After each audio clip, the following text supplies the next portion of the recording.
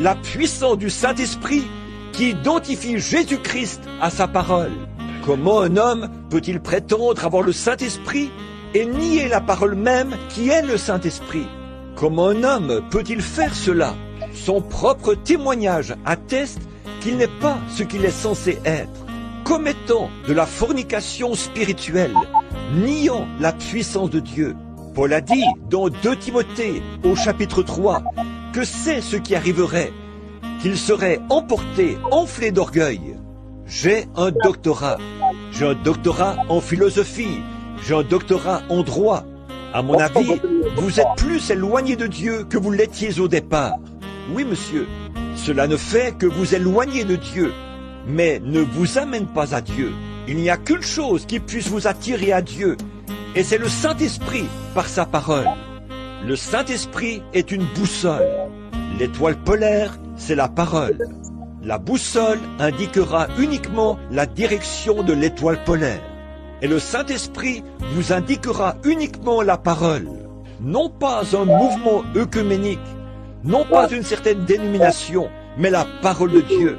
Souvenez-vous, toutes les autres étoiles se déplacent avec le monde.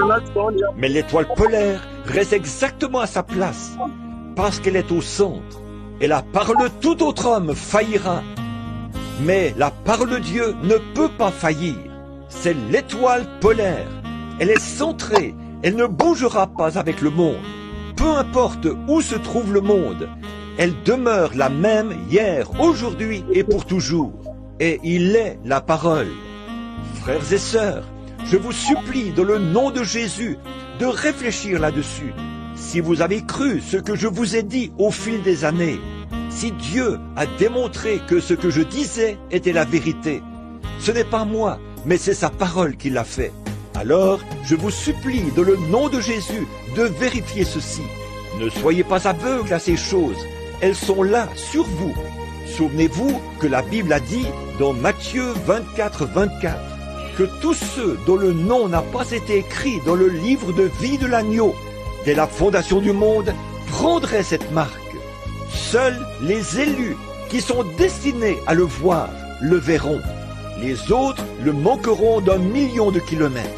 Nous voyons ce grand mouvement qui est maintenant constitué. La grosse machinerie de Satan est en place. Tout ce qu'il lui faut, c'est... La mécanique est là. Elle n'attend plus qu'après sa dynamique pour mettre cela en application. Le mouvement est tout. Congrégation, grand conseil et autres. La grosse machine est en place. Mais ils attendent l'heure où le couvercle descend. Et alors, ils pourront faire cela, l'imposer et en faire une loi. Regardez les émissions et les choses dont on entend parler aujourd'hui à la radio et dans les journaux. Eh bien, c'est là, sur vous, maintenant. Nous n'avons pas le temps de faire quoi que ce soit d'autre que de recevoir Jésus-Christ. Il a été parfaitement identifié. Écoutez, nous parlons de cette grosse machine de Satan qui est là-bas, prête à se mettre en mouvement. C'est vrai, prête à écraser. Mais souvenez-vous, le petit troupeau de Dieu qui croit la parole, sa mécanique aussi est prête. Elle est prête à être enflammée par la dynamique du Saint-Esprit. Ne crains point, petit troupeau, car votre Père a trouvé bon de vous donner le royaume. Le Saint-Esprit saisira cette petite église qui est sortie du monde. Ces femmes qui portent les cheveux longs, des naziréennes, pour montrer qu'elles se sont séparées. Un naziréen, c'est quelqu'un qui fait quoi?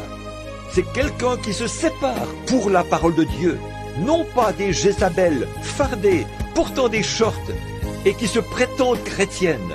Non, monsieur, et des hommes tellement dénués de caractère qu'ils s'accrocheront à une dénomination et marcheront dans le sillage d'un certain César ou d'un Hérode, plutôt que de prendre position pour la parole de Dieu.